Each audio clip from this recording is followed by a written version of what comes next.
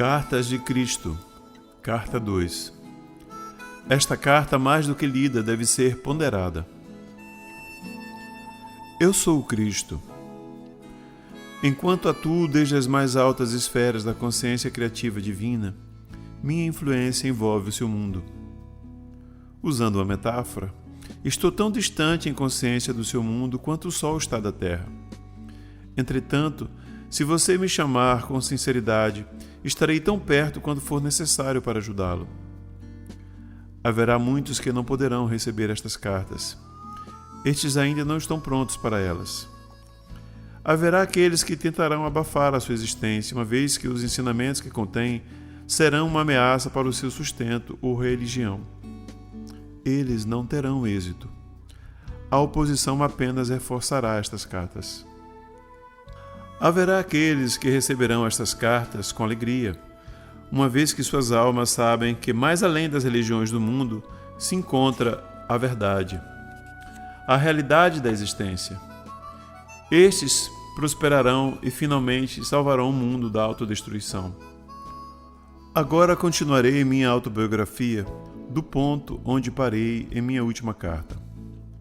Meu propósito, ao dar a você alguns detalhes biográficos de minha entrada na vida pública como mestre e curador, é evidenciar as atitudes e comportamentos da minha juventude, assim como as circunstâncias em que alcancei o meu próprio estado de humanidade espiritualizada. É importante que você possa visualizar como era a Palestina na época em que estive na Terra e perceber claramente os conflitos internos que meus ensinamentos despertaram nas pessoas doutrinadas na crença judaica e nos ritos tradicionais. Estes conflitos são o ponto central que incapacitou os evangelistas de registrar, com precisão, tudo aquilo que tentei ensinar. Nos evangelhos, são frequentes as referências às minhas parábolas que descrevem a realidade do reino dos céus, o reino de Deus, seja qual for o termo que os evangelistas tenham utilizado. Porém, em nenhum lugar foi feita uma tentativa para aprofundar o sentido das palavras em si, para explorar as figuras de linguagem ou para chegar ao significado espiritual do reino de Deus ou do reino dos céus. À medida que eu falar sobre os verdadeiros sermões que dei às pessoas, à luz das minhas experiências no deserto, do seu próprio conhecimento dos fatos científicos, você será capaz de entender pelo menos um pouco daquilo que tentei ensinar naquele tempo. Uma vez que meu sucesso foi muito limitado, é imperativo que outra tentativa seja feita no começo desta nova era, deste milênio, pois é com base no meu elevado conhecimento espiritual, privilegiado e iluminado, que será fundada e se desenvolverá a próxima era. Foi e ainda é essencial que um mestre como eu e como outros que existiram, muito sensíveis e totalmente comprometidos mental e emocionalmente com a busca da verdade da existência, venham à Terra cunhar palavras para descrever para a humanidade, aprisionada em palavras, aquilo que reside na dimensão criativa universal em um estado não definido. Se não fosse por tais mestres inspirados, as pessoas na Terra permaneceriam na ignorância a respeito de tudo o que há além da Terra, pronto para ser contatado e pessoalmente experimentado e absorvido para promover a futura evolução espiritual. E ainda mais, se diz que a Bíblia é o livro mais amplamente lido no mundo. Na sua forma presente, ela serviu aos seus propósitos. O Novo Testamento, da forma como está, com toda a carga de interpretações errôneas, é um impedimento para a evolução espiritual. Agora, é tempo de avançar para uma nova esfera de percepção e compreensão mística. Uma vez que me é impossível descer novamente a um corpo humano para falar ao mundo, além de ter outras dimensões nas quais ensino, treinei uma alma sensível para receber e transcrever. É o melhor que posso fazer para falar pessoalmente com você. Espero que você possa receber e aceitar isso. Tudo aquilo que for errôneo será apagado, esteja certo disso. Os incidentes e as curas relatadas nas páginas que seguem não são importantes. Eles aconteceram, mas são contados apenas para que você possa entender o seu verdadeiro significado espiritual. À medida que for lendo, Quero que você relacione as condições de 2000 anos atrás com a sua vida e tempo presentes. Quero que você considere a pessoa de Jesus como ícone do que finalmente pode vir a ser alcançado por todo ser humano que estiver pronto e disposto a converter-se num membro fundador do reino do céu na terra. Ainda que as pessoas do seu mundo sejam o que você chama de sofisticadas e cheias de importância, com seus modernos conhecimentos e ensinamentos, versados nos costumes contemporâneos e nas novas formas de se relacionarem uns com os outros, as pessoas daquele tempo eram basicamente iguais a você. Elas eram controladas e motivadas inteiramente pelos seus impulsos gêmeos de ligação, rejeição, desejos, repulsões, assim como você. Elas amavam, odiavam, criticavam, condenavam, caluniavam e intrigavam. Tinham ambições de chegar ao topo da sociedade, desprezavam aqueles que fracassavam na vida, secretamente eram promíscuas e insultavam aqueles que de alguma forma eram diferentes delas. Para ajudar você a compreender e a entrar plenamente naquele tempo em que estive na Terra, minha consciência desceu até o seu plano de existência terrena para experimentar mais uma vez a pessoa de Jesus, as emoções e os acontecimentos nos quais estive envolvido. Quando saí do deserto e pus o pé na estrada em direção à minha aldeia de Nazaré, ainda estava exultante, exuberantemente feliz com o conhecimento tão gloriosamente revelado a mim no deserto. Fixei completamente meus pensamentos em tudo o que havia aprendido, e se meus pensamentos se perdiam nas minhas antigas formas negativas de pensar, rapidamente me voltava para o Pai, para receber inspiração e determinação para superá-los. Desta forma, eu voltava constantemente à luz do conhecimento e do entendimento. Algumas pessoas me olhavam com desconfiança, vendo minha alegria e também minha aparência suja e descuidada. Será que estava bêbado? Perguntavam-se. Outros me olhavam com aversão. Ao invés de reagir com a raiva, como fazia no passado, eu lembrava que havia sido abençoado com visões e conhecimento que eles não podiam nem imaginar. Abençoei-os, rezei para que sua visão interior se abrisse de maneira semelhante e continuei em paz o caminho até minha casa. Entretanto, alguns aldeões olharam com compaixão para meu lamentável aspecto e correram para suas casas para buscar-me pão e mesmo vinho para ajudar-me a continuar o caminho. Havia sempre alguém que me oferecia abrigo para a noite. O Pai Vida, de fato, supriu todas as minhas necessidades e me deu toda a proteção necessária. Durante todo esse tempo, eu não disse nenhuma palavra a respeito de minhas semanas no deserto. Sentia que ainda não era o momento. Por fim, cheguei à minha aldeia, Nazaré, e o povo caçou abertamente de mim, apontando meu aspecto imundo e minha roupa rasgada. Vagabundo, preguiçoso, sujo, foram algumas das palavras mais amáveis que me lançaram. Cheguei à porta de minha mãe com um sentimento de pavor, pois eu sabia que ela ficaria mais chocada do que seus vizinhos ao me ver diante dela, magro, mostrando os ossos sob a pele, os olhos fundos, as bochechas vazias e face queimada, os lábios rachados do sol, a barba longa e embaraçada. E a roupa? Ficaria furiosa ao ver minha roupa, sua cor original totalmente irreconhecível pelo pó do deserto e o tecido desfeito e rasgado. Subi os degraus e preparei-me para aguentar a fúria de minha mãe. Quando chamei, minha irmã veio à porta. Olhou-me boquiaberta, assustada e com os olhos arregalados, e bateu-me a porta na cara. Ouvi-a correr para os fundos da casa gritando: "Mãe, venha depressa, há um homem velho e sujo na porta." Escutei minha mãe resmungando irritada para si mesma enquanto corria para a porta. Abriu-a de repente e ficou paralisada pelo choque. Eu sorri por um momento.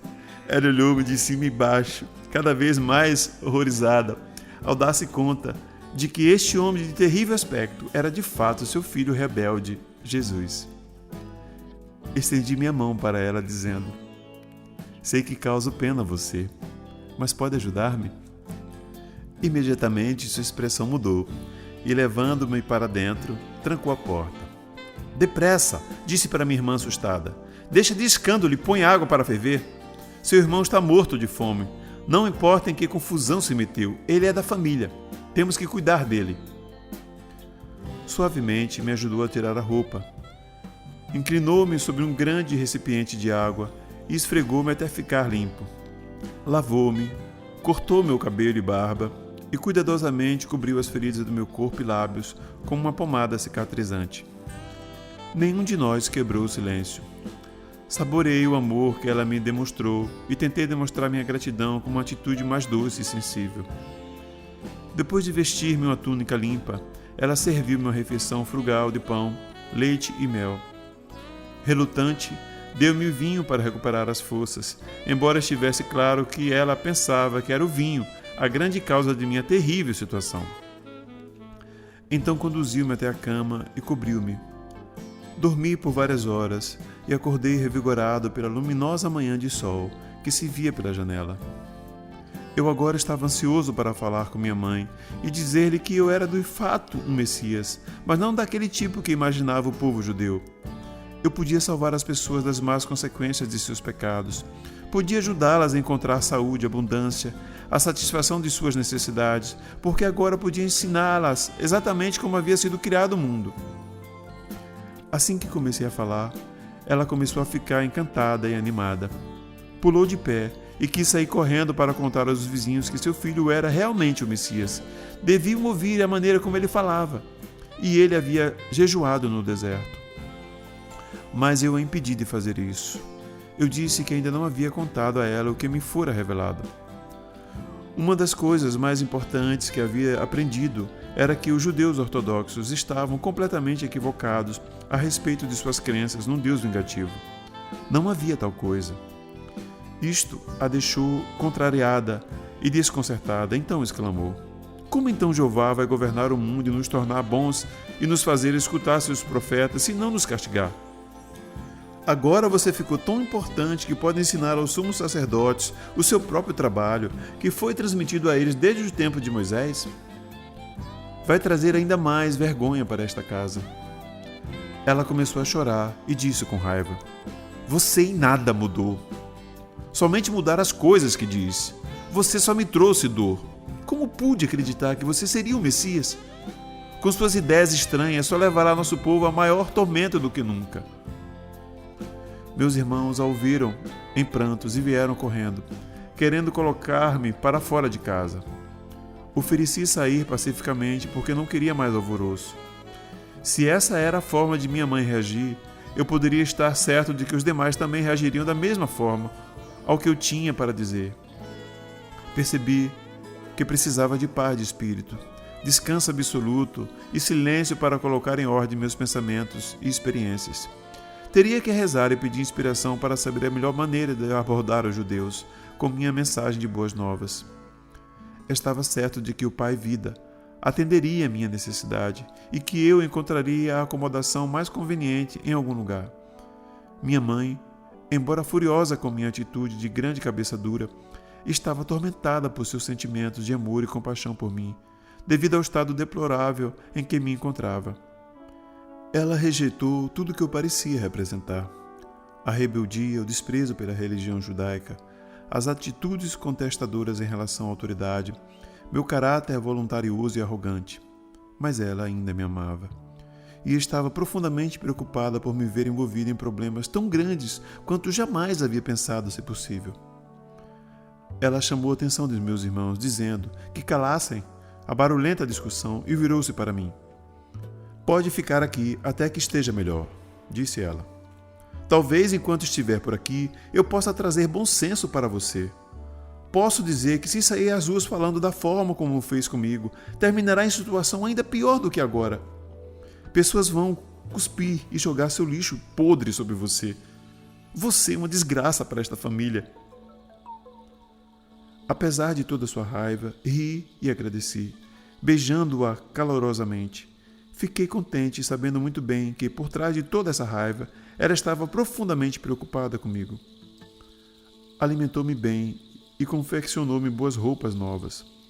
Agradeci por tudo que ela fez para melhorar minha aparência, porque sabia que para mover-me livremente entre os ricos e pobres, deveria estar com roupas decentes e adequadas. Às vezes havia escassez de alimento em casa. Recorrendo ao poder do Pai, eu a reabastecia sem dizer nada. Ela também não disse nada. Eu sabia que ela se perguntava com tristeza se, além de todos os meus péssimos hábitos, eu agora também era ladrão. Então me pegou com um pão recém-saído do forno nas mãos. Ela sabia que eu não havia saído de casa para comprá-lo e também que o forno não havia sido usado naquele dia. Não me disse nada, mas me olhou de forma reflexiva. Eu pude ver então as suas atitudes mudarem. Ela já não estava mais tão certa de si. Ela começava a questionar sua própria atitude em relação a mim e também a verdade acerca das minhas afirmações. O que realmente aconteceu com ele no deserto? Como ele poderia fazer um pão sem usar o fogo, a farinha e o fermento? O que isso significa? É ele o Messias? Então meu irmão feriu a mão. Ele sentiu muita dor quando o ferimento infeccionou. Permitiu-me colocar minhas mãos em sua ferida e fazer uma oração em silêncio. Eu podia ver que ele sentiu o fluxo do poder entrando em sua mão, porque ele me olhou de forma estranha. A dor foi embora, disse brevemente. Estava mal-humorado quando se afastou, e eu sabia que, ainda que tivesse sentido alívio da dor, não havia gostado de que eu fosse capaz de ajudá-lo. Senti seu ciúme. Minha irmã havia queimado sua mão e outro irmão muitas vezes se queixava de fortes dores na cabeça. Fui capaz de curar os dois. Meus irmãos começaram a caçoar a respeito dos meus poderes mágicos. Perguntavam-se que mal eu poderia fazer a eles se me irritassem. A tensão em casa aumentou e senti a tristeza de minha mãe, que ansiava pela paz no lar. Mas ela viu mudanças em meu comportamento e sentiu-se reconfortada. Eu estava mais tranquilo, visivelmente controlava minhas prováveis explosões, continha minha energia, refreava minha impaciência e já não discutia mais. Tornei-me mais atencioso, ouvindo suas queixas de mulher, ajudando-a em casa, consertando os móveis quebrados, caminhando pelas colinas até fazendas distantes para encontrar as frutas e verduras que ela queria. Cheguei a amá-la com ternura e compaixão, como uma mãe deve ser amada. Um dia, ela se aventurou a perguntar-me: "Você ainda acredita que Jeová seja um mito?" Jó disse que se Jeová retirasse sua respiração, toda a carne viria abaixo. Esse é o Jeová que vi e em quem acredito. Ninguém viu a Jeová, disse ela com firmeza. Eu vi aquele que criou todas as coisas. Respondi calmamente. Eu o chamo de Pai, porque ele é amor perfeito, um amor mais perfeito que o de uma mãe. Acrescentei sorrindo para ela. Ele trabalha dentro, através e para toda a sua criação. É o Pai em mim que tem trazido as coisas de que você necessita em casa e que curou os meus irmãos e irmãs tão rapidamente. Eu podia ver que ela estava começando a entender um pouco do que eu dizia. E o que é o castigo? Perguntou-me. Não existe castigo da forma como compreendemos. Nascemos para nos comportarmos da forma como o fazemos.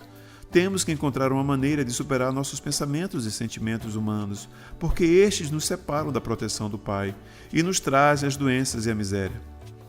Quando tivermos aprendido a superar o eu, então entraremos no reino dos céus.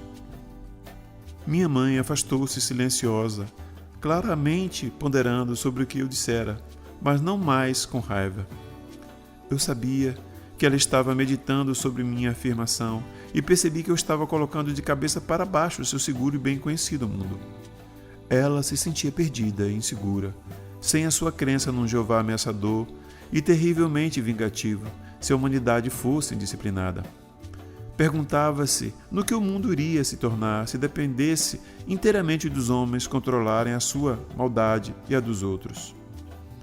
Mesmo os reis e governantes eram malvados em suas ações. Sem Jeová para reinar e castigar os pecadores, onde iríamos parar? Enquanto restabelecia minhas forças, estudei as Escrituras cuidadosamente, para que pudesse encontrar-me com os fariseus e escribas de forma confiante. Também era absolutamente necessário que eu soubesse o que havia sido escrito a respeito do Messias, porque estava convencido de que eu era aquele sobre quem os profetas haviam falado. Eu poderia verdadeiramente resgatar, salvar as pessoas da doença, miséria e pobreza, restaurar-lhes a saúde e a prosperidade, ensinando a verdade a respeito do reino dos céus e a realidade do Pai. Quando me senti suficientemente preparado para sair, a ensinar e curar, para agradar minha mãe, concordei em ir num sábado na sinagoga de Nazaré e falar para a congregação. Como era o costume, levantei-me e foi entregue o livro de Isaías para ler. Escolhi a passagem que profetizava a vinda do Messias, que viria libertar o povo judeu de todo tipo de escravidão. O Espírito do Senhor está sobre mim, porque o Senhor me ungiu para pregar as boas novas aos pobres. Ele me enviou para anunciar a libertação aos encarcerados e a recuperação da vista aos cegos, para libertar os oprimidos, para proclamar o ano da graça do Senhor. Então sentei-me, dizendo: Hoje vocês veem esta profecia cumprir-se em mim. Isto produziu choque e espanto no rosto dos homens, que me olhavam atônitos, mas eu continuei falando, sabendo que o Pai me diria o que falar. As palavras vieram sem hesitação. Falei de minha experiência no deserto e relatei a visão do bebê crescendo até a idade adulta, sendo envolvido inconscientemente em correntes e ataduras mentais e assim ficando cego e aprisionado na escuridão interior, fechando-se para Deus. Expliquei que ao fazer isso, eles expunham-se à opressão de conquistadores, escravidão, pobreza e doenças. Porque Deus é luz, eu disse, e luz é a substância de todas as coisas visíveis, e luz é o amor, que faz todas as coisas para que o homem desfrute delas. Todas as bênçãos de abundância e saúde foram livremente disponibilizadas para aquele que amar a Deus com a mente, o coração e a alma, e que viver estritamente segundo as leis de Deus. Quando terminei, houve um completo silêncio na sinagoga. Senti que a congregação havia experienciado algo estranho, poderoso e que tinha sido elevado a um plano superior do pensamento. Desejei que nada interrompesse a tranquilidade transcendente daquele momento. Em seguida, começaram a sussurrar entre si. Eles se perguntavam quem eu era. Alguns estavam convencidos de que eu era Jesus, a pessoa cuja família era bem conhecida na aldeia, mas outros não podiam aceitar aquilo, uma vez que eu havia falado como alguém que tinha autoridade. Infelizmente, senti ressurgir minhas antigas reações para com eles, homens religiosos. Sabia que tinham me desprezado no passado de forma que esperava por essa rejeição. Voltei às antigas atitudes desafiadoras e isso os enfureceu por completo. Pelas minhas próprias reações humanas, atraí o desastre, e este quase aconteceu. Os mais jovens, instigados pelos mais velhos, correram até mim e me arrastaram para o topo mais alto do penhasco a fim de lançar-me à morte. Mas orei ao Pai para que me salvasse. De repente, ficaram tão alterados que mal sabiam o que faziam.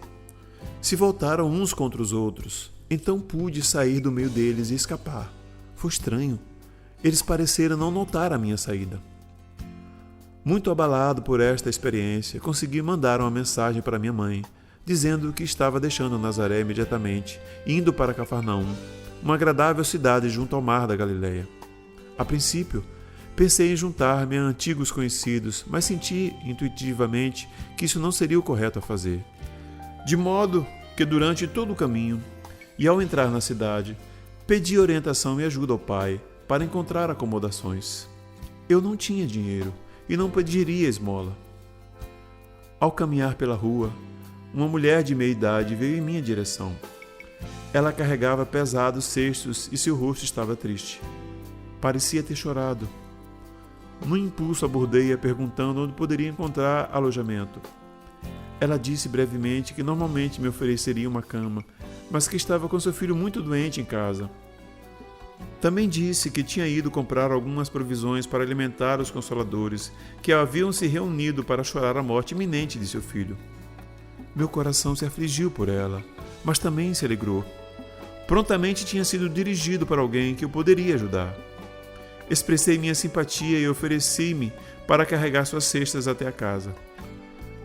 Ela me olhou por um momento, perguntando-se quem eu poderia ser, mas aparentemente ficou satisfeita com minha aparência e conduta.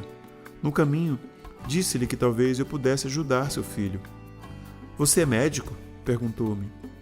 Respondi que não havia recebido formação médica, mas que poderia ajudá-lo. Ao chegar em sua casa, de pedra, grande e bem construída, o que indicava boa situação social e prosperidade, levou-me até seu marido, dizendo: "Este homem diz que pode ajudar nosso filho."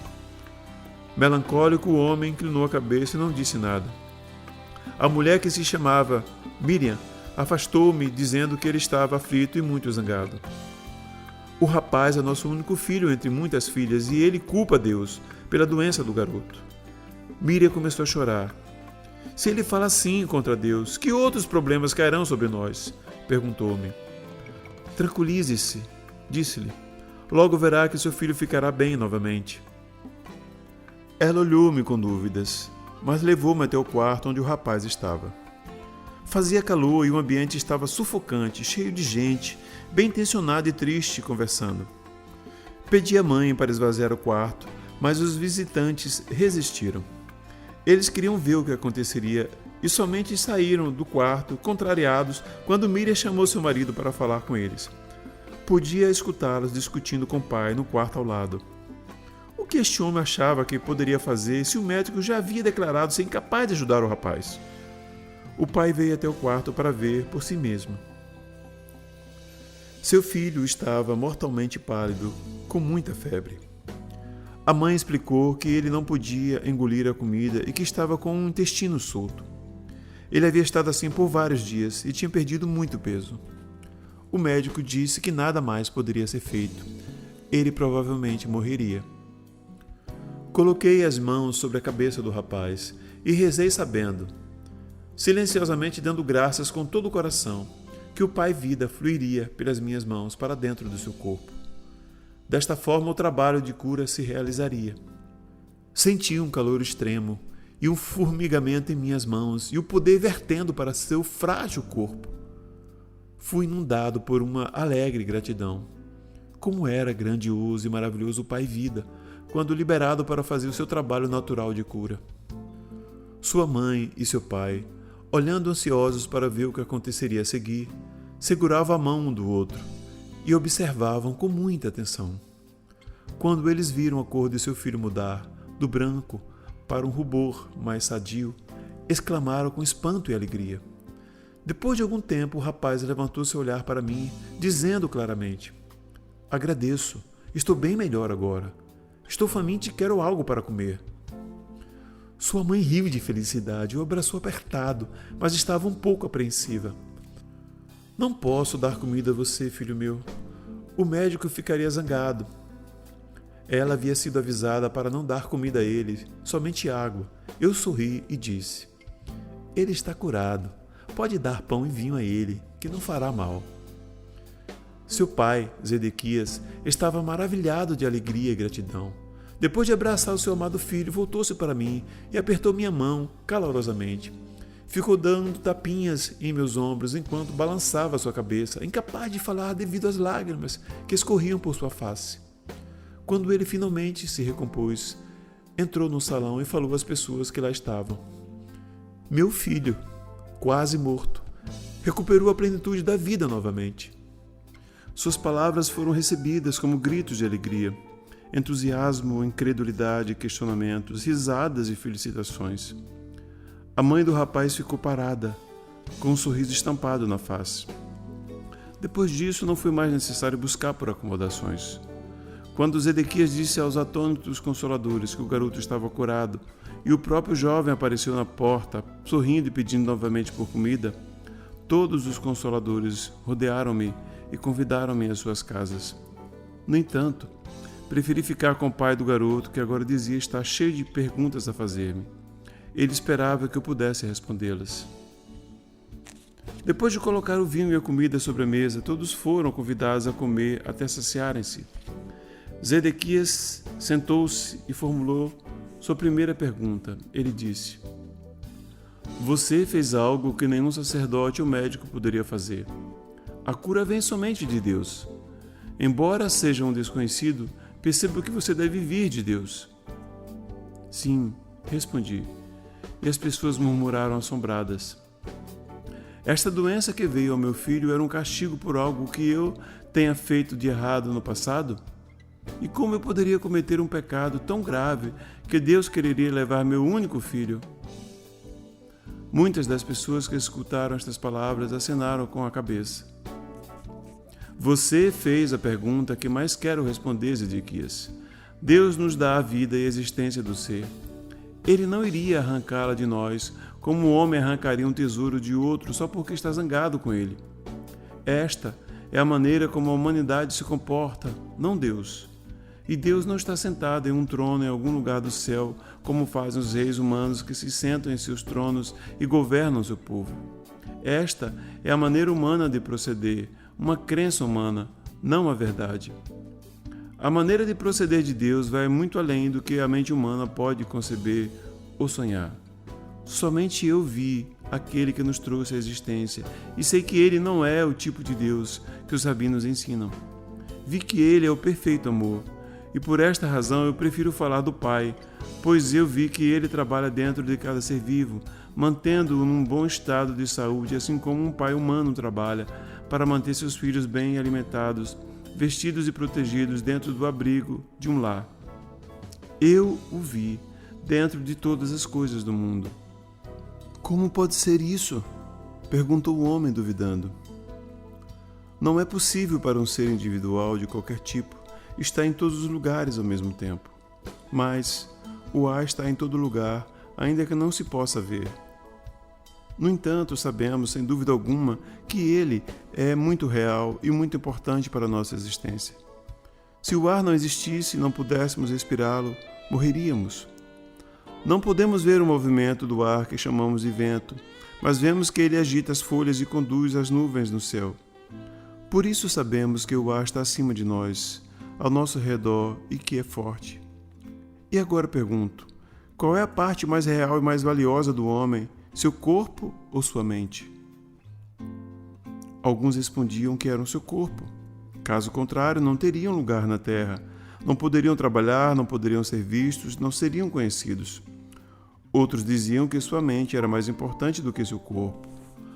Ao que eu respondi: a mente é a parte mais importante do homem, uma vez que sem sua mente ele não teria o comando do seu corpo. Ele não poderia comer, beber, dormir, mover-se, planejar, não poderia viver. Contudo, não podemos ver a mente. Simplesmente sabemos que temos uma mente por causa dos pensamentos que ela produz e porque os pensamentos elaboram algum tipo de ação em nossas vidas. Acreditamos que a mente funciona por meio do cérebro. Sim, é assim que funciona. Senão, como poderia o cérebro que nasceu da carne produzir pensamentos, sentimentos, ideias e planos? Agora deve estar ficando claro para vocês que é assim que o Pai está presente em todas as coisas. Ele é a mente que dirige a mente humana, fazendo seu grande trabalho dentro de cada ser vivo. Sabemos que é assim porque vemos as maravilhas da sua obra. Vemos o crescimento das crianças, vemos o alimento que comem ser milagrosamente convertido em outras substâncias que os nutre e os faz crescer. Como isso acontece, não sabemos, nem sequer podemos imaginar. Mesmo que soubéssemos, ainda assim continuaríamos sem saber o que acionou tão importante processo de vida dentro dos corpos vivos de cada espécie. Vejam de que forma tão maravilhosa os corpos de cada espécie são formados e criados propositalmente, de forma expressa para transformar o tipo de alimento que se come em energia para nutrir ossos, sangue e carne. Agora que nos mostrou todas estas coisas, podemos ver que elas são realmente maravilhosas, exclamou um jovem. Elas são sim. Vemos os jovens corpos passando por suas várias etapas de desenvolvimento e vemos suas mentes acompanhando o seu desenvolvimento físico até que começam a desejar encontrar um cônjuge para se tornarem pais. Logo, o grande trabalho da concepção é realizado e o crescimento da semente dentro do útero continua até que a criança chegue ao seu desenvolvimento pleno. Pensem, quem determina este constante crescimento tão ordenado dentro da mulher? De onde vêm os planos que regem o correto desenvolvimento da cabeça, do corpo e dos membros, os quais são invariáveis de uma mulher para outra e de uma espécie para outra? Quem decide o momento exato em que o nascimento terá início, o meio físico pelo qual a criança deve ser trazida à luz, a provisão do leite para a criança? Pensem, é a mãe? Não, não é a mãe. Ela é apenas a testemunha de tudo o que ocorre dentro dela, desde o momento em que seu marido tenha estado com ela e plantado a sua semente para se juntar a dela. Deus faz todas estas coisas de longe? Estes pensamentos chegam a cada homem e mulher para decidir quando estas coisas devem acontecer? Não. Todo este trabalho é realizado pelo poder criativo da mente, a vida inteligente e amorosa, dentro de todos os seres vivos. Vemos o amor dos pais por seus filhos, sejam eles pássaros, animais ou homens. De onde vem este amor? Ele provém do poder criativo da mente, o perfeito amor do Pai que está em nós. É por causa do trabalho que o Pai faz com as plantas, árvores, pássaros, animais e com o próprio homem, que hoje estamos aqui vivos, respirando, comendo, dormindo, tendo filhos envelhecendo e então morrendo para passar para um lugar mais feliz. Tudo isso é a obra do Pai que está ativa dentro de nós. Como podem negar a verdade de tudo que disse a vocês nesta noite? Hoje, viram um jovem agonizante que foi trazido de volta à plenitude da vida em pouco tempo. Fui eu quem o curou? Não, por mim mesmo eu não posso fazer nada. Foi a vida, que é o Pai ativo dentro de todas as coisas, que veio com toda a força para reparar um corpo doente e trazê-lo novamente de volta à plena saúde, porque acreditei que assim seria e não duvidei. Houve suspiros de satisfação na sala, nova luz, novo interesse, inclusive podia ver uma nova doçura em seus rostos. Por que então o homem sofre tão dolorosamente? Perguntou Miriam. Porque quando o homem é concebido, quando a vida toma forma dentro da semente, ela se reveste da condição humana que o separa de qualquer outro indivíduo do mundo. Para fazê-lo único, uma figura isolada, não unida a nenhuma outra, solitária, privada, sua própria pessoa, ele torna-se sujeito a e é controlado por dois impulsos poderosamente fortes em sua natureza terrena: o de ligar-se a todas as coisas que deseja muito e o de rejeitar e afastar tudo aquilo que não quer. Estes dois impulsos básicos do homem estão presentes em cada coisa que ele faz ao longo da vida e são inteiramente responsáveis pelos problemas que atrai para si. Embora o Pai esteja ativo no interior do homem, não há nada de humano nele. Portanto, o Pai nada retém, nada rejeita, nada condena, nem mesmo vê a transgressão. Tudo aquilo que o homem faz e que chama de pecado é apenas deste mundo, e só existe punição neste mundo, porque é uma lei da existência terrena. Como você sabe que tudo que você semear, mais tarde colherá. Pelo fato de extrair sua vida e sua mente do Pai, o próprio homem é o criador dos seus pensamentos, palavras e ações. Seja o que for que ele pensa, diz, faz e acredita, retorna a ele da mesma forma, algum tempo depois. Não existe castigo que venha do Pai. Quaisquer que sejam os males que assolarem a humanidade, estes são o completo resultado de suas próprias decisões. As pessoas murmuravam que este era um ensinamento totalmente novo e que fazia mais sentido do que tudo o que havia sido ensinado a eles antes. Várias vozes me incitavam a contar mais. Eu digo a vocês, em mim, vocês viram a vida ativa sob a forma de cura. Sigam-me e ouvirão sobre o caminho que devem percorrer para encontrar a felicidade. Em minhas palavras encontrarão a verdade da existência, nunca antes revelada por nenhum outro homem. Tem-se dito sobre o Messias que ele revelará os segredos que têm estado ocultos desde o começo da criação. Em verdade, digo que ouvirão estes segredos de mim.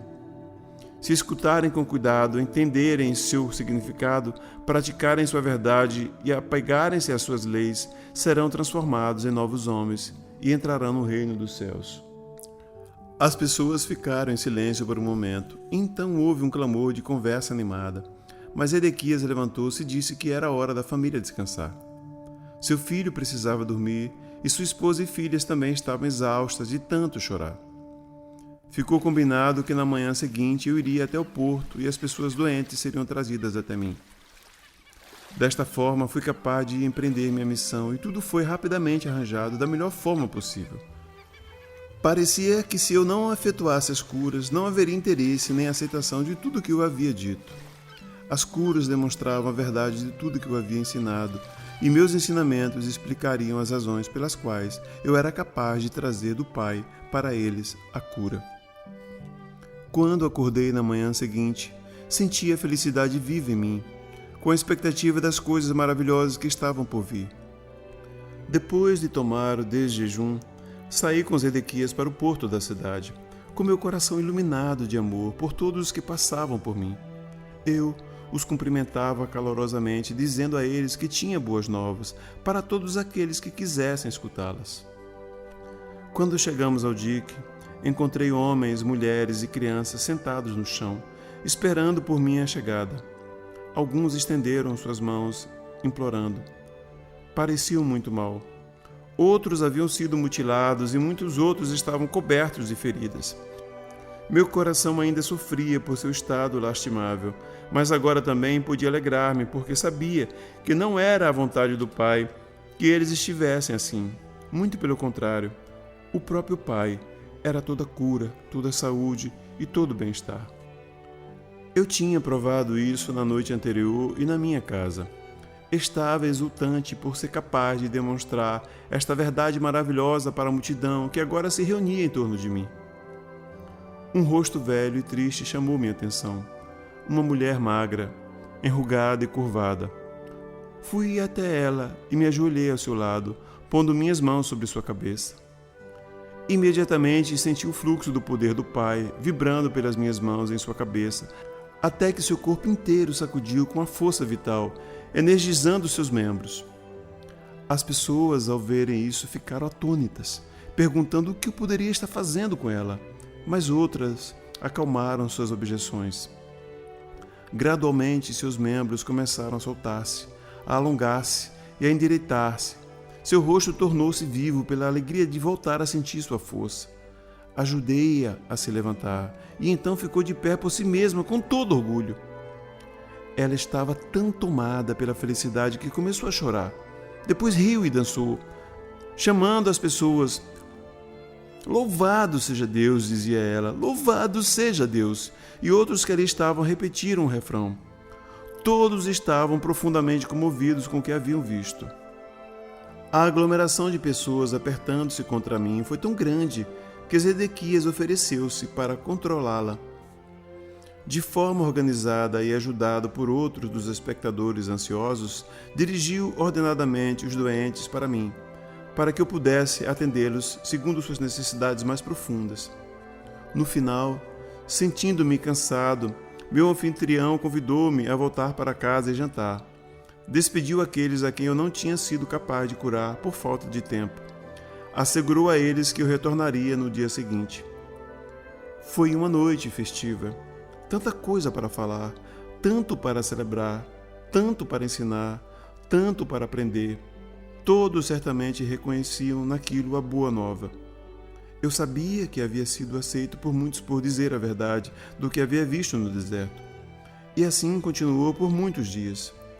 As pessoas vinham de longe para ver-me. Zedequias e outros amigos seus me ajudaram a controlar a multidão para que eu pudesse curar e ensinar. O povo ouvia com prazer. Eles falavam entre si sobre o Pai e estavam ansiosos para aprender mais a respeito das correntes e ataduras que confinam as pessoas na miséria. A aglomeração de pessoas tornou-se tão grande que eu logo percebi que precisava achar meus próprios ajudantes, em quem eu pudesse confiar para me auxiliar. Já era a hora de Zedequias voltar a conduzir o seu negócio de couro, que ele vinha deixando de lado. Fui embora para as montanhas para rezar a respeito da escolha dos discípulos. Quando veio a minha convicção de que eu seria guiado para fazer a escolha, retornei a Cafarnaum. Senti um forte impulso para descer pela beira do porto e falar com alguns homens que eu tinha visto escutarem meus ensinamentos com muita atenção. Queria saber se eles deixariam suas redes de pesca para juntarem-se a mim. Quando os chamei, Simão, André, Tiago e João vieram imediatamente, felizes em poder ajudar no meu trabalho de cura e ensinamentos. Outros também se juntaram a mim, assim que comecei meu trabalho entre as pessoas. Deixei meu anfitrião à casa de Zedequias, que me assegurou entusiasmado que eu poderia retornar a qualquer momento. E foi assim que comecei minha missão como mestre, curador, peregrino, indo sempre que necessário pelas vilas e aldeias. Antes de partir, reuni os jovens que tinham aceitado com alegria me ajudar. Escutariam meus ensinamentos e ficariam perplexos pelo muito que eu tinha a dizer. Era vital que explicasse a eles primeiro o fundamento de tudo o que havia sido revelado a mim no deserto. Disse que, apesar da vida ociosa que eu levava antigamente, sempre havia sentido uma profunda compaixão pelas pessoas. E foi minha compaixão que me afastou desse Deus ensinado pelos rabinos. Quando falei da minha total rejeição de um Jeová punitivo, pude ver a dúvida e o choque em seus rostos. Por um tempo considerável, expliquei que eu questionava como era possível falar de um Deus bom quando crianças inocentes suportavam tanto sofrimento. Enquanto falava, via como seus rostos iam relaxando aos poucos. Continuei dando voz às minhas dúvidas e raivas de antigamente, até que vi suas expressões mudarem para a aceitação e em seguida para a concordância completa. Descobri que havia expressado suas próprias dúvidas e perguntas, as quais nunca antes tinham tido coragem de admitir. Enquanto falávamos, pude sentir seu alívio de que já não estavam mais sós em suas resistências secretas com relação aos ensinamentos dos rabinos. Disse que chegou um momento em que comecei a perceber mais claramente que estava desperdiçando a minha vida. Queria mudar e senti fortemente que deveria ir até João Batista como ponto de partida para começar uma nova forma de vida. Descrevi o que aconteceu durante o batismo em minhas 6 semanas no deserto. Expliquei que todos os meus pensamentos, crenças, atitudes, arrogância e rebeldia prévia foram paulatinamente limpos de minha consciência, enquanto passava pelas profundas revelações e visões que me mostraram a realidade que eu agora chamava de Pai.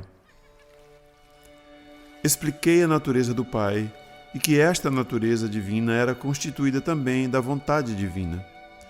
Disse que era o próprio homem que em seu íntimo se afastava do Pai, por seus pensamentos errôneos e comportamentos equivocados, e que somente o homem, primeiro pelo arrependimento e logo depois pela limpeza mental e emocional, poderia encontrar seu próprio caminho de volta ao pleno contato com o Pai. Quando isso se cumprisse, a plena natureza do Pai seria liberada dentro da mente, coração, corpo, alma, no ambiente e nas experiências da pessoa.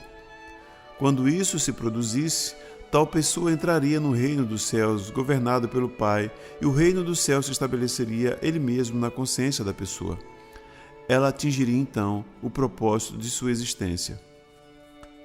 Enquanto conversava com meus discípulos, via suas reações refletidas em seus rostos. Toda dúvida havia desaparecido. Havia agora um resplandecer de luz, de compreensão e alegria.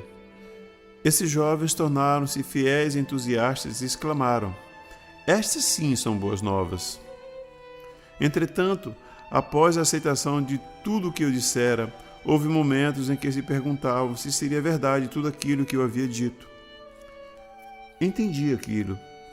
Dispor-se a desfazer-se da imagem de Jeová tão profundamente gravada em suas mentes requeriria uma grande dose de coragem. Havia momentos em que falavam entre si e questionavam quem era este homem que pretendia tais maravilhas. E se viessem comigo e afinal eu fosse realmente um mensageiro de Satanás? Eles seriam severamente castigados por Jeová. Eles tinham muito a perder. Sua posição na sociedade como jovens, homens sóbrios e trabalhadores, sua reputação como comerciantes e artesãos, a perda de suas rendas e o maior obstáculo de todos, a provável ira e rejeição de suas famílias. O que eles receberiam em troca? Disse então que eu não podia fazer nenhuma promessa terrena por sua ajuda na propagação do Evangelho da Boa Nova. Eu não tinha dúvida alguma de que, onde quer que fôssemos, receberíamos alimento e refúgio e que seríamos muito bem acolhidos pelas pessoas. Somente poderia prometer a verdade de que o Pai conhecia suas necessidades e que elas seriam satisfeitas e que os manteria com saúde. Poderia também prometer que se eles se voltassem para o Pai e confiassem no Pai a cada passo do caminho, seriam tão felizes como nunca haviam sido antes.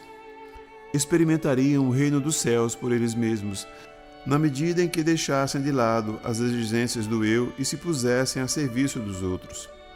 Seriam testemunhas de curas, e estas aumentaria a sua fé e daria a eles coragem para suportar quaisquer incômodos da jornada. E assim, começamos nossa missão para espalhar a boa nova do Evangelho do Reino. Enviei à minha frente estes jovens para as cidades que iríamos visitar. Ao chegarem, diziam às pessoas da cidade que se juntassem para escutar a boa nova do Reino dos Céus. As pessoas ficavam surpresas e queriam saber mais, mas os discípulos pediam que fossem buscar seus amigos e vizinhos.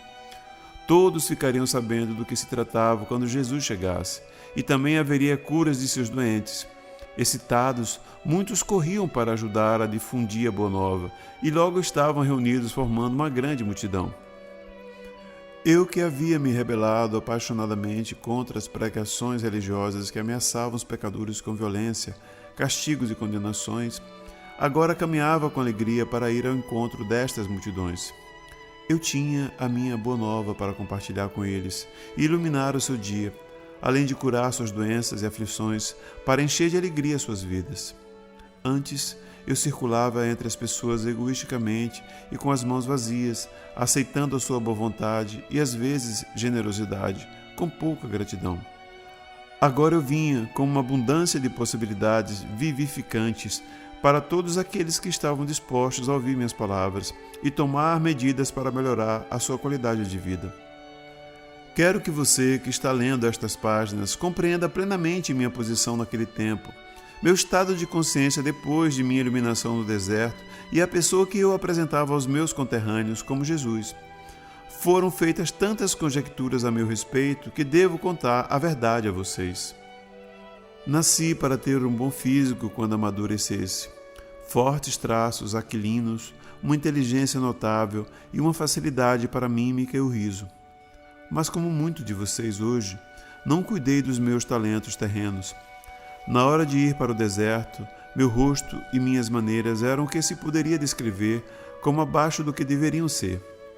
Embora eu tivesse começado a examinar-me e a rebelar-me contra o que havia me tornado, meu intelecto tinha sofrido pelo mau uso que eu fizera dele, constantemente me envolvendo em discussões e discordâncias sobre religião e cedendo a discursos irreverentes. Eu fazia as pessoas rirem. Eu era amado pelos homens e mulheres com quem me misturava, mas eles certamente não me respeitavam. Por isso, o espanto daqueles que me conheciam quando falei na sinagoga em Nazaré. Enquanto minha mãe cuidou de minha saúde, eu fiz poderoso uso do conhecimento e da iluminação que me foram dados no deserto. Isso me fez voltar a ser o homem que estava destinado a ser. Quando comecei minha missão, estava inteiramente consciente de que eu era o único com o supremo conhecimento dos segredos da criação e da existência em si. Portanto, podia dizer com perfeita confiança: ninguém além de mim viu o Pai. Eu sabia que tudo em que os homens sinceramente acreditavam era falso, irreal. Sabia que eu havia sido especialmente moldado e projetado pelo Pai para esta missão. Eu havia sido abençoado abundantemente com a energia física, a vitalidade para falar e a capacidade de conceber parábolas significativas para transmitir a mensagem com sucesso e de uma forma que nunca seria esquecida.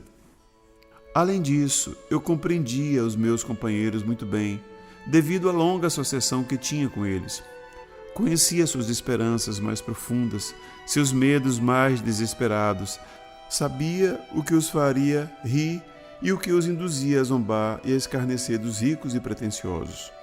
Sabia também a que ponto os velhos e jovens sofriam silenciosa e corajosamente. Experimentava profunda compaixão pela população que vivia com medo, suportando o chicote verbal dos fariseus e se inclinando diante das leis fiscais dos romanos. Sabia como seu orgulhoso espírito judeu havia sido ferido pelos gentios conquistadores, a quem foram obrigados a honrar com cumprimentos verbais, de mão e de joelhos, mas a quem desprezavam por trás das portas fechadas. Conhecia e compreendia completamente a vida e o pensamento do povo.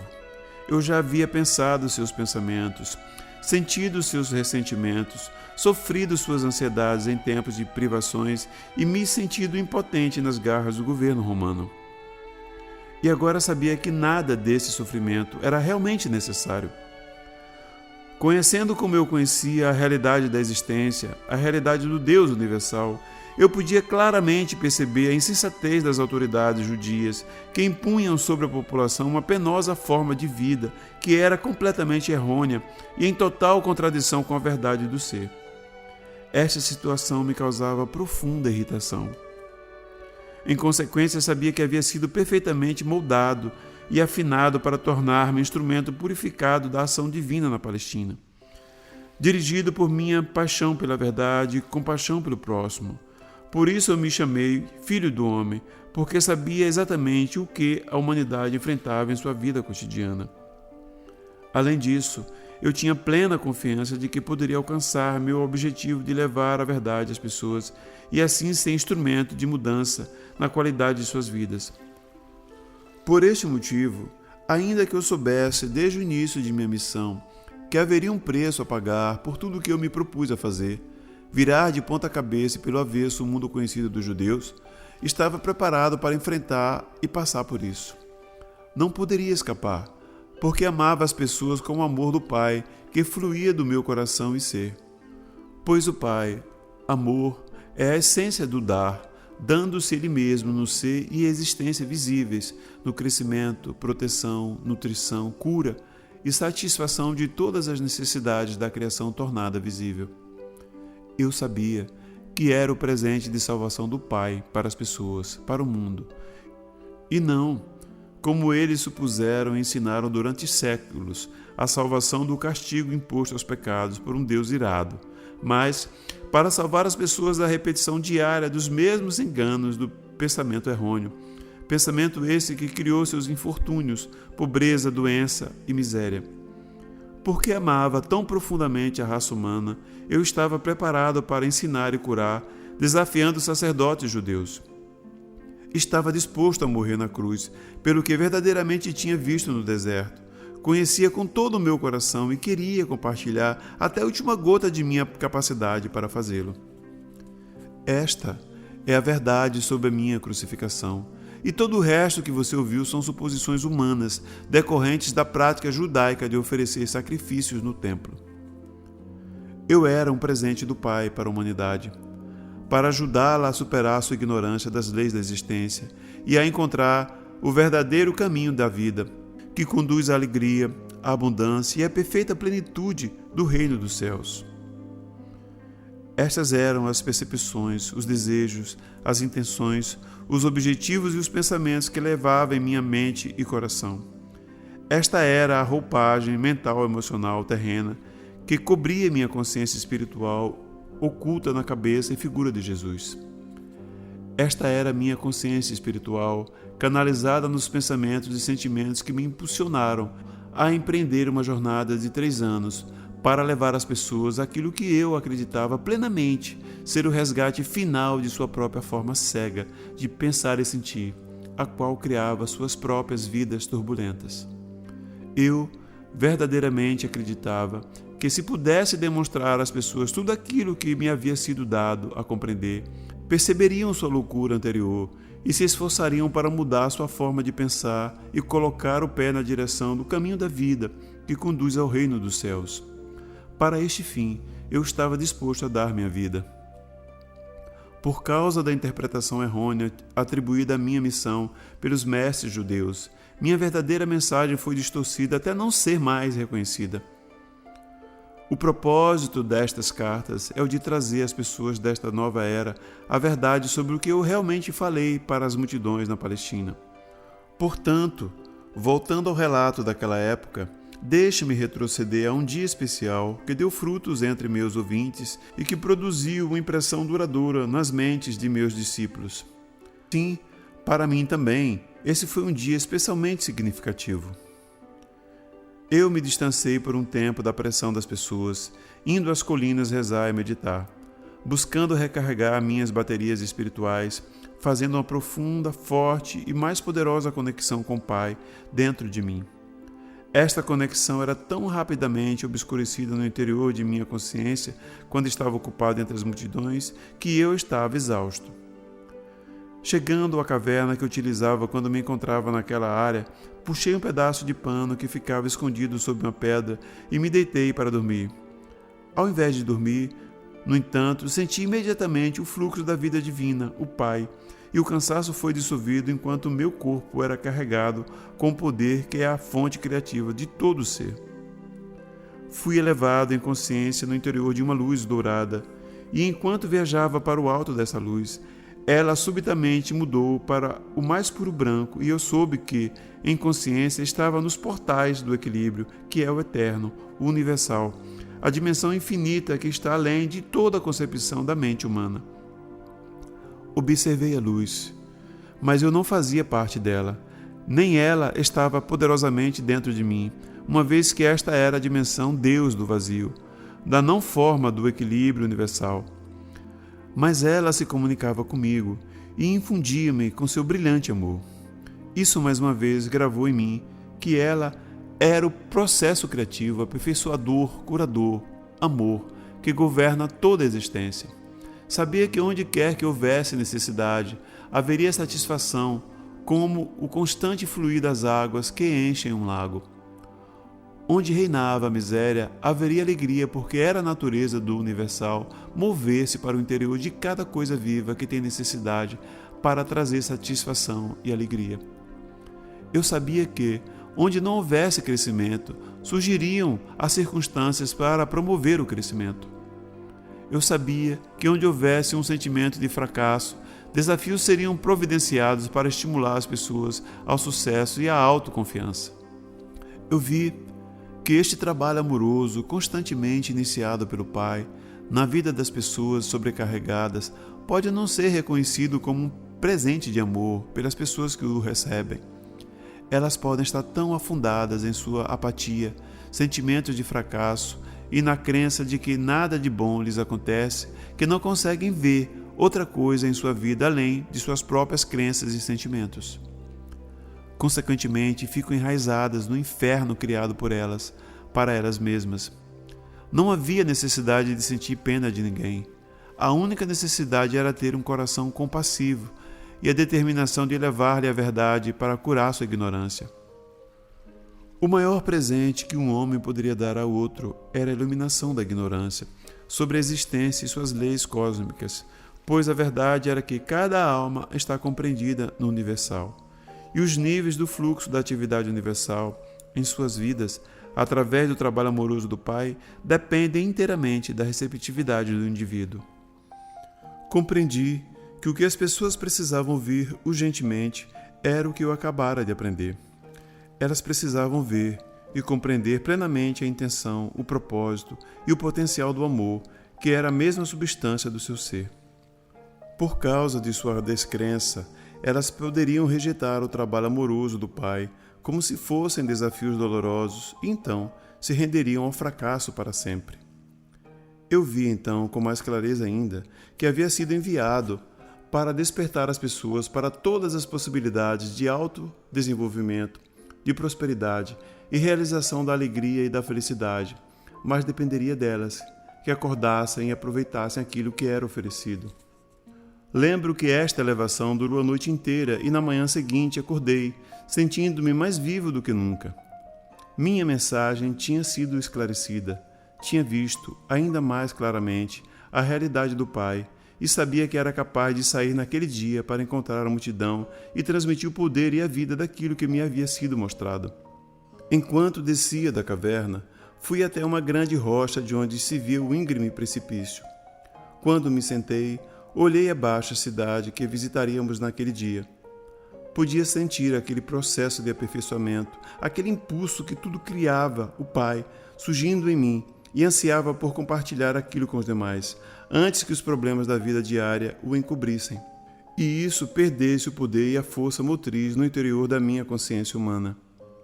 Meus discípulos se juntaram a mim um pouco depois.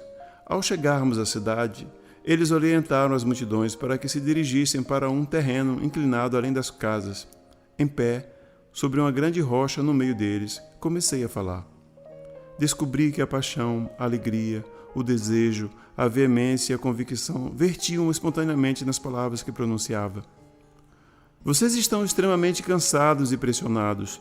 Suas tarefas se tornam mais pesadas à medida que envelhecem. O estômago fica vazio com frequência. Suas roupas estão poídas. As pessoas irritam vocês e sentem que não há fim para os problemas e aflição de espírito. Mas esta não é a verdade referente às suas existências.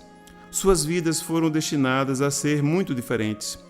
Se pudessem ver além dos seus sentimentos, se pudessem elevar suas mentes para fazer contato com o Pai dentro de vocês, poderiam ver e saber qual deveria ser o estado de suas existências. Perceberiam que foram criados para desfrutar da abundância, da proteção, da boa saúde e da felicidade. Mas como vivem cotidianamente suas vidas com medo do bem e do mal, acreditam e esperam estas coisas mais do que acreditam que o Pai é vida e amor abundante em vocês, que provê todas as coisas necessárias para a saúde e o bem-estar.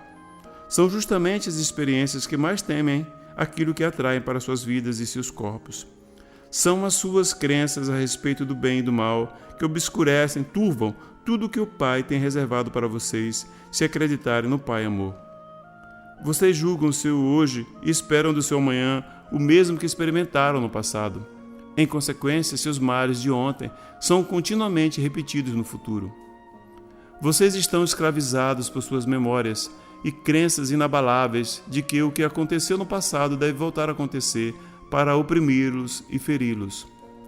Não precisam curar seus corpos ou tentar melhorar suas vidas, precisam curar suas crenças.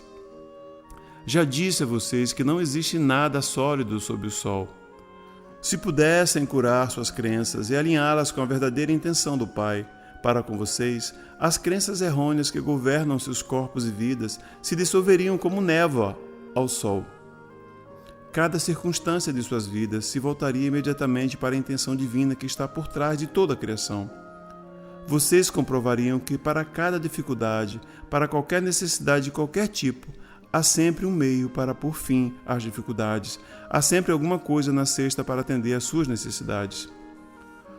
O que acreditam que acontece quando os doentes vêm a mim e põem minhas mãos sobre eles? Estou pensando em doença?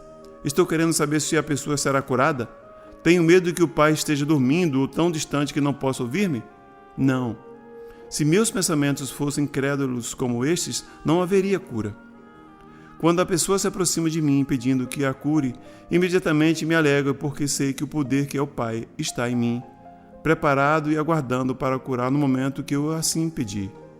Eu agradeço porque sei que a vontade do Pai é a saúde e não a doença. Portanto, rezo para que a vontade do Pai seja feita no doente. No momento em que removo a crença da doença do corpo do doente e sei que a vontade do Pai de saúde está fluindo para o seu sistema, o mesmo se dá com a aparência. A aparência de doença se transforma em realidade do Pai Saúde e o corpo recupera sua saúde novamente.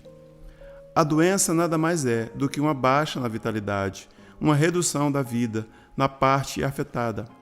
Restaure o Pai vida na verdadeira intenção e no plano do seu sistema e o sistema inteiro funcionará como deveria. Foi dito que Deus manda enfermidades, pragas, penúrias e destruição às nações quando não obedecem às suas leis. Foi dito que vocês mesmos são castigados por um Deus irado por causa dos pecados que cometeram. O que é o castigo senão a maldade sob disfarce de bondade?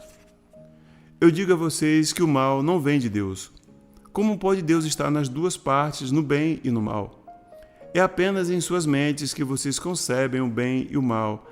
É apenas em seus corações que pensam e sentem dessa forma. Estes pensamentos e sentimentos não têm nada a ver com o verdadeiro Deus que é o Pai dentro de vocês, que traz todo o bem se assim acreditarem. É a crença no bem e no mal que há em seus corações que traz para vocês a doença. Na realidade, vocês vivem no reino dos céus que está em vocês e são governados pelo Pai. Porém, porque acreditam nos castigos de Deus, porque acreditam que somente os sacrifícios no templo os salvarão, porque acreditam que são herdeiros da doença, da pobreza e da miséria, vocês criam com suas mentes as mesmas coisas que não desejam. Não se sintam abatidos, alegrem-se e sejam felizes, e saibam que aqueles que passam necessidades, longe de ser castigados e abandonados por Deus, ainda que tenham pecado, são verdadeiramente abençoados. O homem que não tem nada é rico no poder do Pai, se escutá-lo, confiar nele e viver nele. Quando seus estômagos estão satisfeitos, quando seus corpos conhecem o bem-estar e suas mentes e corações estão confortáveis, vocês não têm necessidade urgente de que o Pai torne-se ativo em vocês para satisfazer suas necessidades. Vocês acreditam que os seus próprios pensamentos e mãos satisfazem facilmente suas necessidades, de forma que, quando falam de Deus, podem apenas falar sobre o que ouvem por outros. Vocês mesmos não têm nenhuma experiência direta de Deus. Considerem os ricos. Estão mergulhados, confinados, atolados em suas próprias riquezas. Eles levantam de manhã e se ocupam de seus assuntos diários, sem nada a saber a respeito do poder do Pai que está neles. Ocupam-se com os pensamentos que aumentarão suas riquezas e reforçarão seu eu. Eles dão ordens que sobrecarregam aqueles que os servem e vivem suas vidas de acordo com suas próprias escolhas. Por isso, eles desenham sua vida limitada a partir de seu limitado pensamento humano, que surge de suas mentes e corações corporais, adoecem e experimentam tanta miséria como o homem que nada possui. Não percebem que estão apenas meio vivos, porque não estão em contato com a fonte da vida, o Pai dentro deles. Tampouco eles veem que muitas das coisas boas que surgem em suas vidas não são de sua própria invenção, mas sim do trabalho amoroso do Pai, escondido neles. Os líderes religiosos estão à vontade em suas próprias e confortáveis posições de autoridade. Eles não têm necessidade de nada além de suas próprias satisfações físicas. Porque não têm nenhum conhecimento pessoal de Deus, eles precisam ler em seus livros sagrados as palavras que os homens santos disseram há milhares de anos e contar às pessoas o que eles pensam que estas palavras significam. Mas tudo o que dizem é tirado de suas próprias mentes pequenas, que estão aprisionadas no conforto de suas vidas, afundadas na expectativa do que irão comer e beber e qual vestimenta irão usar para impressionar as pessoas. Nada sabem sobre a inspiração que deu origem às palavras pronunciadas pelos profetas há tantos séculos. Nem mesmo sabe se estas são as palavras que realmente vocês precisam ouvir neste momento, já que os tempos são outros. Acreditem em mim. Os homens ricos e os líderes religiosos são fortes nas coisas da terra e não querem desfazer tudo o que eles consideram seguro e eterno em suas tradições e práticas. Qualquer desvio estremeceria as estruturas de suas crenças e, portanto, de suas vidas. Então, eles constroem defesas mentais contra o fluxo do poder do Pai. Eles também adoecem e, à sua própria maneira, conhecem a miséria como aqueles que não têm nenhum conforto terreno. Não existe diferença entre aqueles que pouco têm e aqueles que tudo têm na vida. Tanto os ricos quanto os pobres adoecem da mesma forma, fazem inimigos e se encontram sozinhos. Mas é enorme o potencial para que vocês ganhem mais do que os ricos e religiosos podem esperar ganhar em saúde, felicidade, companheirismo e realização no modo de vida que escolherem. E quando tudo estiver cumprido, vocês saberão que as oportunidades, a habilidade e a inspiração, tudo procede do Pai que está dentro de vocês. Saberão que nunca poderiam ter feito tais coisas se não tivessem pedido ao Pai que está em vocês para ajudá-los a utilizar todos os seus talentos, para colocar comida em abundância em suas despensas, e roupa nos seus corpos, e felicidade e uma boa vida para seus filhos. Todas estas coisas o Pai fará por vocês, se assim o pedirem, se acreditarem, se souberem e lembrarem sempre que a natureza do Pai criar e então prover abundantemente para toda a sua criação. Assim como vocês não iriam deliberadamente privar seus filhos das coisas que eles precisam, assim um pai nunca os privará propositalmente de tudo aquilo que necessitam para uma vida feliz. Se vocês são pobres, é porque ainda não compreenderam a natureza do Pai, nem tampouco entenderam que devem trabalhar com o Pai para cobrir suas próprias necessidades. Devem aproveitar imediatamente as oportunidades divinas que lhes são apresentadas para ajudá-los a avançar. Se eu pudesse mostrar e fazê-los ver e acreditar que quando se lamentam, sua tristeza é conhecida do Pai, Se voltassem para o Pai e observassem o trabalho que o Pai Amor está fazendo para vocês, com o tempo sua tristeza se converteria em alegria e encontrariam consolo além de qualquer coisa que imaginassem possível. Vocês são abençoados se estão famintos e com sede, porque o Pai conhece suas necessidades. Em breve, estas necessidades seriam saciadas se parassem de se lamuriar e começassem a rezar para o Pai pedindo, acreditando que iriam receber. Como podem acreditar que para comer e estar bem vestido é preciso primeiro ir ao templo e oferecer um sacrifício queimando as próprias criaturas vivas do Pai, para que elas paguem por seus pecados? Não conseguem ver que os seres vivos que vocês queimam foram criados para desfrutar da vida, tanto quanto vocês? Eles foram criados para ser uma bênção e ser abençoados na terra, assim como vocês, pois esta é a natureza do Pai Amor, que se revela em sua criação. Se lembrarem que aquilo em que realmente se acredita é aquilo que se recebe, não percebem que esta crença judaica de sacrifício de seres vivos no templo vai trazer apenas miséria? Acreditem em castigo e castigo é o que receberão. Acreditem na morte e destruição como sendo o caminho certo para chegar a Deus, isso é o que experimentarão, matança e destruição. Se estão com fome e com sede, é porque estão se afastando do Pai que habita em vocês. Ao se entregarem aos temíveis pensamentos, anseios e sentimentos de desesperança, vocês estão criando as mesmas condições que desejam corrigir. Estão fazendo todas estas coisas ruins contra si mesmos. Por conseguinte, vocês são ainda mais bem-aventurados quando estão com fome e sede de bondade e do contato com o Pai que habita em vocês, porque então certamente serão saciados 100 de vezes. Bem-aventurados são quando os atacam e roubam, porque quando permanecerem em perfeita confiança, verão Deus em ação e a libertação acontecendo. Bem-aventurados são quando estão envolvidos em conflito e ainda assim podem ser compassivos com o próximo e ser os pacificadores. Levam no coração o amor que vem do Pai e realmente são filhos do Pai. Bem-aventurados são quando, mesmo sendo profundamente injustiçados, ainda assim podem perdoar e demonstrar misericórdia, abstendo-se de buscar justiça ou perseguir a quem os tenha insultado.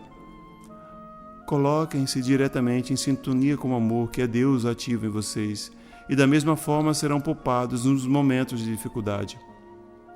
Os mais abençoados de todos são os puros de coração, porque estes se livraram de toda raiva, ódio, vingança, maldade, inveja e dureza de coração, e estão diante do mundo como o amor feito visível.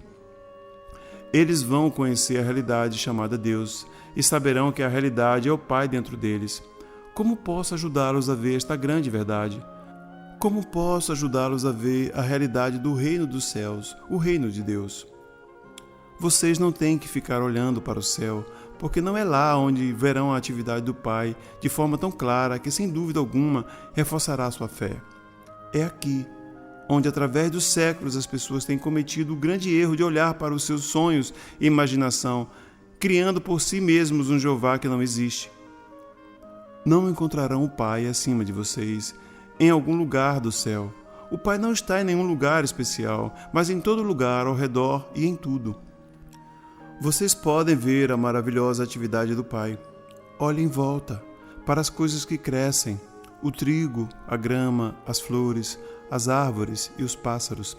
Em cada coisa viva verão o misterioso e maravilhoso trabalho do Pai, em incessante atividade. É aqui que o Pai está no perfeito controle. Podem ver que há lei e ordem perfeitas, crescimento, desenvolvimento e, finalmente, a colheita para abençoar o homem, os animais e os pássaros. Considere a maneira com que um homem, depois de terminar de lavrar os seus campos, espalha as sementes sobre a terra e as cobre novamente. Ele arruma suas ferramentas e vai para casa satisfeito, pois, afinal, se chover suficientemente, haverá comida para alimentar os seus filhos. Por muitos dias ele dorme e acorda e não faz nada mais pela sua plantação, mas quando volta a visitá-la, verá verdes folhas saindo da terra. Mais tarde voltará e verá o crescimento dos caules e folhas, e mais tarde ainda ele verá a formação da semente, e um dia, finalmente, que o grão já está cheio e dourado, pronto para a colheita. Enquanto isso, Todo esse crescimento ocorreu sem a ajuda dele. O trigo cresceu de uma forma maravilhosa que ele não pode explicar. É mágica? Não. É o trabalho do Pai, o poder, a inteligência amorosa por todo o universo que inspira o trabalho e respira por meio dele. É a atividade do Pai que é a vida inteligente do universo. Quando entram no reino de Deus, vocês se sentem bem. Sentem-se felizes e alegres. Imaginem como se sentiria uma mulher que perdesse uma grande quantidade de dinheiro e se perguntasse como daria de comer às suas crianças. A mulher está chorando e varrendo a casa, e é tão minuciosa que não fica uma partícula de poeira. Então, escondida em um canto escuro, ela encontra uma valorizada peça de prata, e imediatamente suas lágrimas secam. Ela começa a sorrir e se sente tão viva e alegre que sai correndo de casa para convidar os vizinhos a celebrar com uma festa. Ela pensava que havia perdido tudo e agora estava rica novamente. Assim é quando encontram o reino dos céus, o reino de Deus. Ao invés de lágrimas e temores, fome e doença, encontram a paz, a alegria, a abundância e a saúde do reino de Deus. Nunca voltarão a experimentar qualquer tipo de necessidade novamente. O reino de Deus também pode ser comparado a um homem muito rico que era comerciante de pérolas. Toda a sua vida, ele havia querido encontrar uma pérola especial que ofuscasse todas as demais. Seria perfeita, impecável, e ele seria a inveja de todos os demais comerciantes. Um dia, ele encontrou a tal pérola, linda além da imaginação, mais perfeita que todas as demais. Vendeu tudo o que possuía, abandonou tudo o que havia acumulado para comprar aquela pérola, e estava feliz para além de todos os sonhos. O que isto significa? Significa que todas as coisas que anteriormente valorizava em sua vida, sua casa ricamente decorada, seus bens, seu modo de vida, a abundância de comida e de bebida, ele alegremente deu tudo para possuir o tesouro sem preço, o conhecimento que o levará até o reino de Deus, onde a felicidade é um estado da mente que o mundo exterior, com todos os seus aborrecimentos e preocupações, não pode perturbar. O reino de Deus está em vocês. Entram no reino de Deus quando percebem plenamente que o Pai está o tempo todo ativo em vocês. É um estado da mente, de percepção e entendimento de que a realidade por trás e dentro de todas as coisas visíveis é o Pai, formoso e perfeito, que todas as coisas que são contrárias à beleza, à harmonia, à saúde e à abundância são criações do pensamento equivocado do homem. Eu sofria ao vê-los sofrer, mas não precisam sofrer mais se escutarem o que tenho para dizer. Mas devo avisá-los de que o caminho que leva ao reino dos céus é difícil de seguir. Isso quer dizer que, primeiro, terão de lidar com o seu eu. Por que é que terão que se ocupar do eu? Porque é do desejo de proteger e de promover o seu bem-estar pessoal que procedem todos os pensamentos, palavras e atos egoístas. Provavelmente vocês perguntarão: por que eu deveria preocupar-me com isso? Se o que diz é verdade, que não há castigo, que Deus não vê as faltas, então por que deveríamos estar preocupados com a maneira como nos comportamos? Há tantas coisas para ser aprendida aqui que eu mal sei por onde começar. Como já expliquei, vocês extraem sua vida do Pai, portanto extraem sua capacidade de pensar e de amar do Pai. Como o Pai, inteligência, é criativo, assim também a consciência de vocês é criativa. Com a sua mente e coração, vocês realmente modelam os planos de suas próprias vidas e experiências. E qual tipo de vida vocês planejam e modelam em suas mentes? Se alguém irrita ou machuca vocês, retaliam de alguma forma. Acreditam que se alguém se apropria do seu olho, devem retirar o olho do adversário em troca. Acreditam que quem mata deve ser morto como castigo ou compensação. Acredito que quem os roubou deve pagar por isso, que aquele que rouba sua mulher deveria ser apedrejado junto com sua esposa. Acredito que é necessário exigir o pagamento pelo mal que passa por sua vida. Como é da natureza humana ferir os outros e vocês têm sido ensinados a retaliar, suas vidas são um contínuo cenário de guerra. Guerra no lar entre maridos e esposas, filhos, vizinhos, entre pessoas públicas e também entre as nações. O Pai ignora esta guerra em suas vidas, mas conhece a tensão que surge dela em suas mentes e corpos. Mas nada pode fazer para aliviar esta dor até que vocês mesmos coloquem um fim a ela. Vocês mesmos devem cessar a luta e viver em paz com suas famílias, seus vizinhos, entre empresários, entre pessoas públicas e entre países. Só então o trabalho amoroso do Pai poderá tomar seu lugar em sua mente, coração, corpo e vida.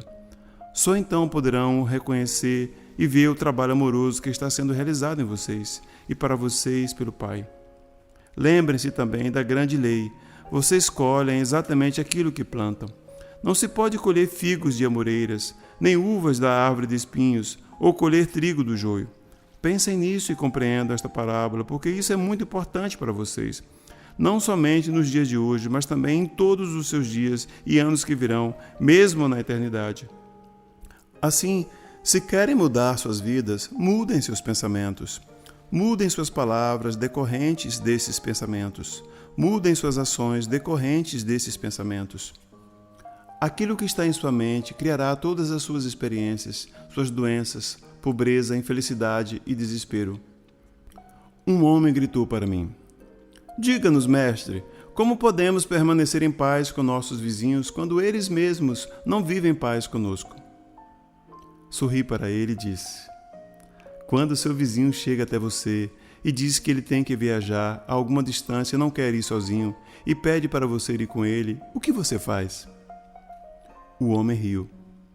"Se meu vizinho quisesse me levar para longe do que eu estivesse fazendo, eu não ficaria satisfeito. Eu diria a ele para encontrar outra pessoa para ir com ele porque eu estava ocupado." "E como se sentiria o seu vizinho?" perguntei. O homem encolheu os ombros. "Eu não sei." "E na próxima vez que precisasse dele para fazer um favor a você, como ele responderia ao seu pedido?" O homem já não ria mais. Ele não respondeu. Outro homem disse: "Ele irá xingar e dirá para você ir a outro lugar pedir ajuda." Eu disse às pessoas: "Ele respondeu acertadamente. E como ele se sentirá?" E apontei para o homem que primeiro havia falado, sorrindo para ele. Uma mulher gritou acima dos risos: "Ele dirá a todos aqueles que encontrar como é miserável e egoísta o vizinho que ele tem. Talvez ele vá querer machucá-lo de alguma forma." Houve gritos de concordância e eu assenti. Sim, ele vai ter esquecido que uma vez foi pedir ao seu vizinho para caminhar com ele por 1 ou 2 milhas e este se recusou. Não verá a lei da semeadura e da colheita trabalhar em sua vida. Ele a pôs em movimento quando se recusou a acompanhar seu vizinho e agora ele está colhendo o resultado de suas atitudes e ações. De que adianta ficar com raiva quando foi ele mesmo quem criou esta situação? As pessoas riam e assentiam com a cabeça e falavam uns com os outros. Nunca antes eles haviam escutado tal conhecimento do comportamento humano. Havia aqui um ensinamento completamente novo. Disse a eles: "Aconselho que quando seu vizinho vier pedir a vocês para caminhar um pedaço de caminho com ele ou qualquer outra coisa que o deixe mais à vontade e feliz, que primeiro pensem sobre o que gostariam que ele fizesse para vocês, se também tivessem uma necessidade. Como gostariam que ele respondesse ao seu pedido?" Um murmúrio varreu a multidão e pude ver que eles entenderam o que eu estava dizendo. De fato, se seu vizinho pedir para que eu o acompanhe por 1 milha, faça isto com agrado e esteja disposto a caminhar por 2 milhas, se necessário. Quando recusam algo às pessoas, não percebem mais, enrijecem sua mente e corpo para se protegerem da obrigação de fazerem qualquer coisa que não querem fazer. Colocam em tensão sua mente e corpo, e o Pai, também atencionado, não pode fazer seu trabalho amoroso dentro de vocês, e é deste enrijecimento que surge a doença. Pode ser que encontrem alguém em extrema necessidade que tenha frio ou esteja infeliz e que peça a vocês o manto. Não passem por ele olhando de longe. Algumas pessoas riram, sabiam que era isso que fariam. Não, entreguem a ele o seu manto e se ele realmente estiver com frio, também a sua túnica, e sigam o seu caminho e se alegrem. Alegrarmos-nos? Perguntou uma voz descrente. Eu ri e disse: "Sim, meu amigo, alegre-se. Primeiramente porque possui uma túnica e um manto para dar, e logo alegre-se por perceber que agora tem falta de uma túnica e manto, e o Pai dentro de você fará retornar em breve suas roupas de alguma forma surpreendente. No entanto, se entregar a túnica e o manto e continuar a caminhar resmungando para si mesmo, E agora, por que fiz isso? Fui um tolo. Agora sentirei frio no lugar dele e as pessoas rirão de mim, porque dei a ele minha túnica e manto e fiquei eu mesmo sem nada. E o que dirá minha mulher quando eu chegar em casa? As pessoas concordavam e riam, apreciando a imagem do homem que dá a sua túnica e manto, e em seguida lembra que coisa insensata fez a si próprio. Eu sabia que muitas vezes se privavam para ajudar os outros e lamentavam a sua generosidade logo depois. Esperei por um momento e então falei em voz alta para conseguir plena atenção de todos. Mas eu não disse que colhem o que plantam? Não disse claramente que seus pensamentos, palavras e ações criam sua vida futura? Então o que querem semear para colher depois de terem dado a túnica e o manto ao estranho? Querem que seus presentes voltem novamente para vocês ou querem ficar sem a túnica e o manto durante muito tempo? Porque é isso que acontecerá se continuarem seus caminhos irritados e chateados porque doaram suas roupas. Suas palavras e ações selarão, endurecerão como uma rocha a pobreza que trouxeram para vocês por terem doado a túnica e o manto. As pessoas já não riam nem sorriam mais. Estavam muito caladas e escutando atentamente. Lembrem-se, primeiro façam aos outros o que gostariam que fizessem para vocês, e então haverá paz e contentamento em sua mente e coração, e o Pai poderá fazer o seu amoroso trabalho em seu corpo, mente e coração. Doem e doem abundantemente e alegrem-se porque vocês têm presentes para doar aos necessitados e porque enquanto estão doando, seus dons vão sendo restaurados da forma que mais necessitam.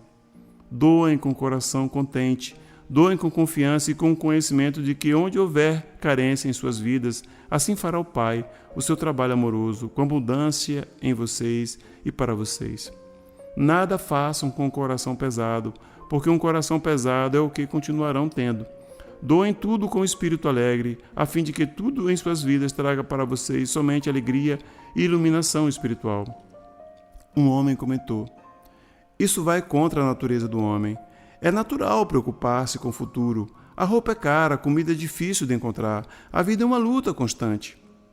Respondi em voz alta porque ele estava apenas dizendo o que eu sabia que a maioria dos meus ouvintes estava pensando.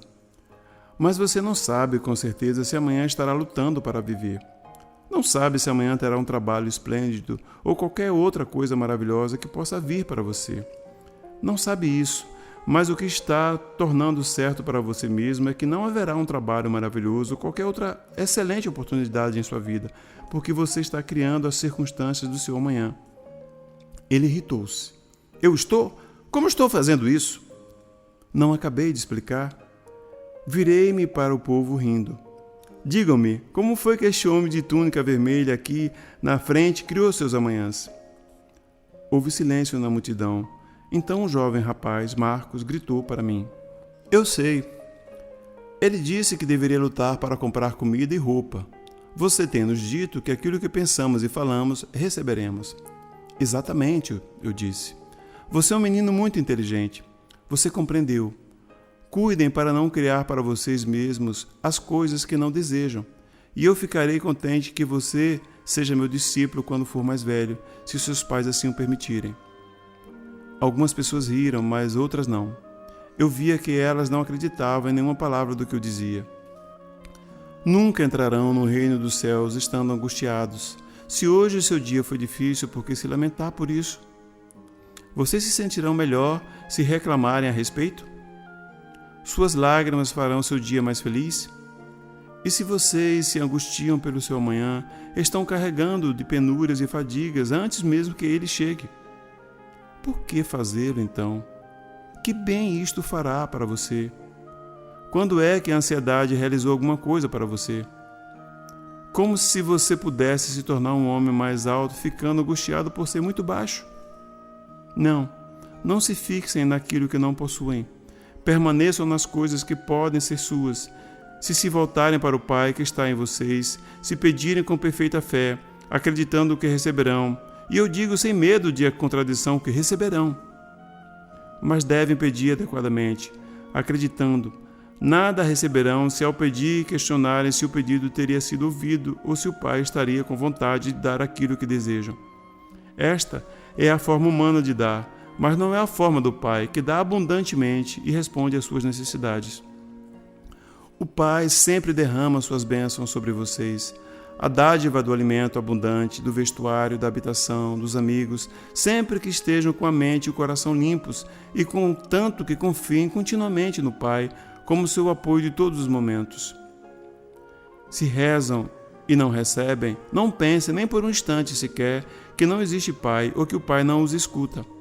Ao invés disso, devem perguntar-se o que existe em vocês que está impedindo que a obra amorosa do Pai seja feita em vocês e para vocês. Se vão ao altar para rezar ou fazer uma oferta e no caminho se lembram de ter brigado com alguém, retornem e vão até esta pessoa e façam as pazes com ela. Então, quando abordarem o Pai em oração, estarão com a mente pura e limpa e serão ouvidos pelo Pai, e o Pai poderá responder dando aquilo que precisam, na paz e quietude do seu ser. Se ainda não acreditam que o Pai cuida de sua criação, olhem ao seu redor, para as radiantes flores nos campos. Como são lindas! Considerem o pensamento brilhante de quem desenhou sua forma, sua beleza, onde vocês encontrariam as cores que veem em suas pétalas. Com toda a sua sabedoria, o próprio Salomão não foi capaz de ter roupas tão bonitas feitas para ele. Vejam o modo como as flores atraem as abelhas, e as abelhas ajudam a carregar as sementes da próxima estação, para tornar o seu mundo maravilhoso e produzir alimento. Por que não podem acreditar e confiar no Pai, quando o mundo ao seu redor foi planejado, desenhado e cuidado de uma forma tão maravilhosa? Mas lembrem-se, estas plantas e árvores, ao contrário da humanidade, não podem queixar-se de sua sorte, nem se sentirem famintas ou despidas e assim não anulam o trabalho que o Pai realiza nelas. São vocês, com suas contínuas queixas e palavras a respeito do que falta a vocês, sua agressão contra os demais, a sua insistência em querer retaliar, suas críticas e calúnias, que produzem em consequência a sua carência, as suas enfermidades, de forma consistente dia após dia. Eu disse estas coisas para preparar aqueles de vocês que estão doentes para curá-los. Não podem ficar curados a não ser que acreditem com todo o coração que a cura acontecerá. Lembre-se de que a doença corporal surge da doença na mente, tal como o mau humor, o rancor, a raiva e o ódio. O Pai, amor, é a fonte de toda a saúde. Consequentemente, todos os pensamentos e sentimentos contrários ao Pai, amor, produzem doenças. Assim como todos os seus males e doenças começam na mente, assim também o seu bem. Cuidem do seu vizinho como de vocês mesmos. Abençoem seu vizinho quando surgir alguma disputa. Rezem por ele quando for duro com vocês. Ajudem-no de qualquer maneira que puderem e a qualquer momento, mesmo que ele vire o rosto para vocês, porque então estarão construindo o bem em suas mentes e pensamentos, e boa será a colheita de suas semeaduras. E ainda mais, vocês estarão harmonizando suas mentes e colocando-se em sintonia com o Pai que está em vocês, que é o amor perfeito. Nestas condições, o Pai pode fazer o seu perfeito trabalho amoroso em vocês.